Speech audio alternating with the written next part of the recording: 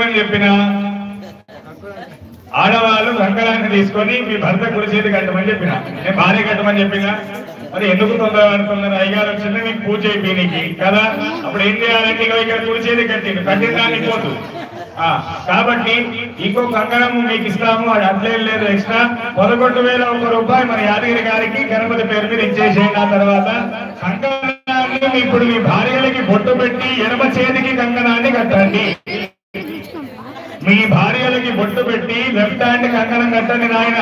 భార్య అయం ముహూర్త సుముహూర్తో వస్తు సుముహూర్తకాలే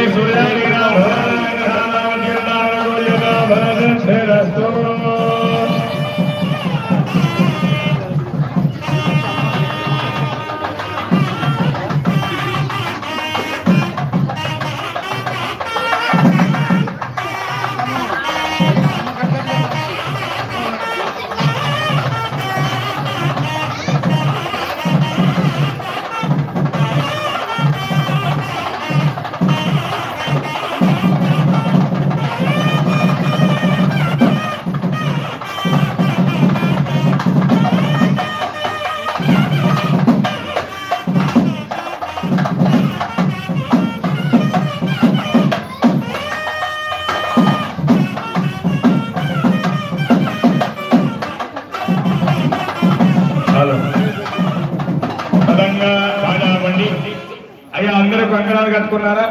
గజానన భగవానకి. అందరికీ తెలిసిందే కంకణం ఎందుకు కట్టుకుంటాము అంటే ఈ కార్యం జరిగేంత వరకు కూడా కోపతాపాలు లేకుండా ఎప్పుడు నవ్వు ఉండాలి. మీ ముఖంలో నవ్వు కనిపిస్తలేదు నాకు. మీరు ఎంత నవ్వుతే మేమంతా ఉత్సాహంగా చేస్తాం కార్యక్రమం. కాబట్టి దేవుడు పూజల దగ్గర ఎప్పుడైనా కానీ ఆనందంతో చేసుకోవాలి. ఇవన్నీ మళ్ళీ మళ్ళీ చేసేవి కాదనమాట.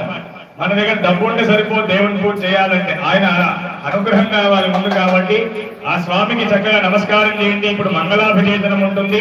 దాని తర్వాత చక్కనైనటువంటి కళ్యాణ మహోత్సవం. మీరందరూ కూడా ముందుగా చాలా మంది ఇక్కడ బనీన్లు వేసుకున్నారు. బనీన్లు మొత్తం తీసేసేయాలి నాన్న దయచేసి. మగవాళ్ళందరూ కూడా బనీన్లు ఇప్పేసేయాలి. ఏ మొహమాటం మరి అవసరం లేదు. కాబట్టి స్వామివారి అభిషేక కార్యక్రమాన్ని అందరూ కూడా అక్కడి నుంచి తిలకించాలి. మగవాళ్ళందరూ మీ ముందు ఉన్నటువంటి రాగి చెమ్మును చేతిలో పట్టుకోండి. చక్కగా బనీన్లు ఇప్పిన తర్వాత ధ్యానం. ఓం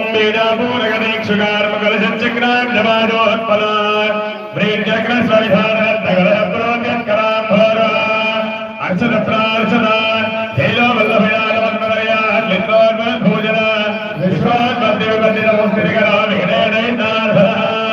సాంగత పరివార శ్రీ నిత్యపడినమైన స్వామి నమ. గడ్డి మీద అమ్మాయించండి. ధ్యాయామి ధ్యానం సమర్పయామి.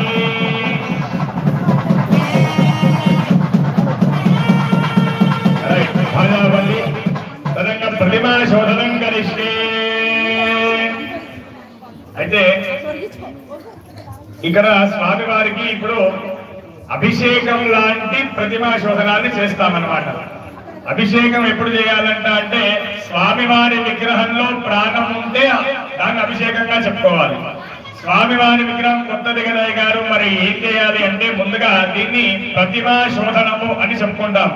అంటే అది ఎన్నైతే కిలోలు ఉన్నదో అన్ని కిలోల ద్రవ్యాలతోని స్వామివారికి గోమూత్రం, గోమయం, గోక్షీరం, గోదది, గోవాజ్యము, శర్కర, పళ్ళరసాలు, పసుపు, కుంకుమ, గంధం, పసుపు ఇట్లాంటి స్వామివారికి 64 ద్రవ్యాలతోని ముందుగా ప్రతిమా శోధనాన్ని జరపాలన్నమాట.